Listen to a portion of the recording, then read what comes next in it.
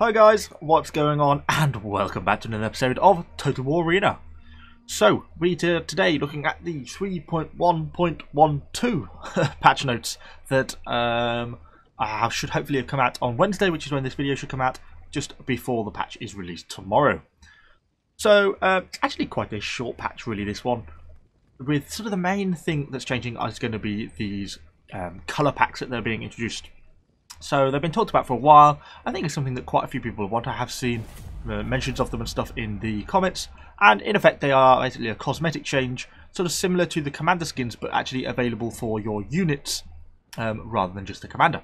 So for example, you could buy for the Romans a blue colour pack or something like that, and instead of, oops, I can spin the camera around quickly, you know, you'll get blue shields, like so this cloak bit here will become blue, maybe a few other patches, and you can sort of customise your, where am I going with my camera? You can customise your units a little bit better to something what you want. I think these are a good thing all in all. It's not something I'm a huge, desperate to have especially, but I think it's good in the sense that if the developers can sort of fund their game and at least take some of the profits from doing sort of purely cosmetic changes, then I think that's a good thing for everyone because, one, if people enjoy cosmetic changes, that's great. Two, I think it means that if they don't feel quite so compelled to make so overpowered premium units and things like that, then cosmetic changes are certainly not a bad thing to be introducing into the game, and they have no real negative impact on anyone. So I certainly think it's a good thing. So yeah, the only one thing I kind of noticed about these, which I thought was nice, was the fact that it says, much like other cosmetics, if it is available for the entire factions unit roster to use. So I understand that to mean that you can use it on your tier 4s, tier 5s, tier 6s, tier 7s. You don't have to buy one for individual units. So that's certainly a nice change. It would be a bit unfortunate if when you're advancing through the tiers quickly, you have to buy each different tier you arrived at, but you don't. So that seems like a positive change to me. So the other change that seems to have been introduced is actually on this map here in Salernum. So it seems that after they recently released the Capua City map a couple of patches ago, they'd obviously learned a little bit about the development of that and how they produced the map, and as such that's kind of caused them to want to make some changes to this map here, and specifically regarding this sort of Colosseum type amphitheatre thing down here in the bottom corner of the map, where they felt that it wasn't a particularly great model and it's kind of not really very in keeping with the size of the city. It's excessively large, it's just a bit silly, so they have basically converted it into an entirely wooden model, which seems like a nice change. There's some pictures of that at the end of this video as well. You can just take a look at them if you want to, as well as I've also got some pictures of some of those colour packs as well. So if you've not already seen them in the patch notes and you want to watch them, you can have a look at those pictures at the end of this video. So yeah, all in all, both positive changes. Yeah, not a particularly major one, just a pretty minor thing, but just something worth noting. So what else are they changing? They are introducing, and this is a one I hadn't expected, but recommended deployment slots.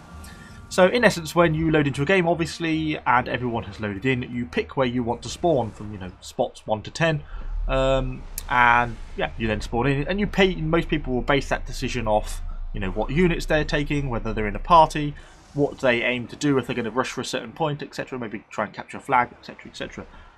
But for newer players, this can obviously probably be quite confusing, and I think there's obviously been some cases where a newer player might pick archers and spawn right out here and with no infantry support and very, very vulnerable to enemy cavalry and things like that.